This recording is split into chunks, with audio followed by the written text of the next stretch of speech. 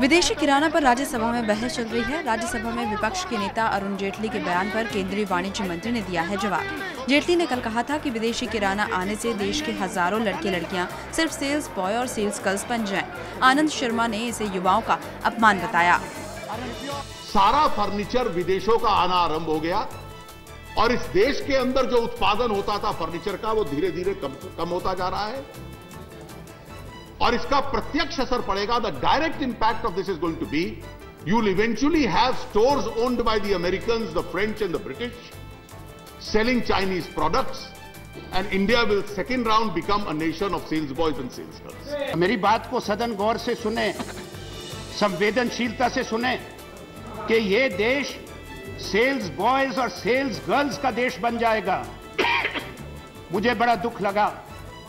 अगर गांव में भी एक दुकान है, गरीब घर के बेटा बेटी कोई वहां पे दवा बेचते हैं, सब्जी बेचते हैं, छोटे कस्बे की दुकान में बेचते हैं, बड़े शहरों में बेचते हैं, बड़े स्टोर में भी बेचते होंगे। हमारे देश के गरीब बेटे बेटियां जो मेहनत से दुकानों में काम करके बेचते हो, मालिक नहीं है उन दुकानों के, उनका अपमान मत करिए, उनको गलत संदेश मत दीजिए।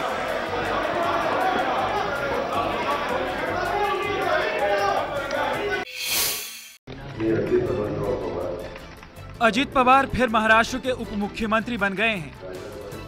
मुंबई में राजभवन में आज सुबह अजित पवार को पद और गोपनीयता की शपथ दिलाई गई। महाराष्ट्र में सिंचाई घोटाले का आरोप लगने के बाद सितंबर में अजित पवार को उप मुख्यमंत्री का पद छोड़ना पड़ा था।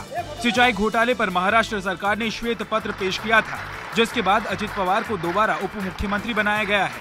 उप मुख्यमंत्री पद की शपथ लेने के बाद अजित पवार ने कहा कि घोटाले के आरोप गलत साबित हुए हैं। उनके कार्यकाल में महाराष्ट्र में सिंचाई का क्षेत्र बढ़ा है।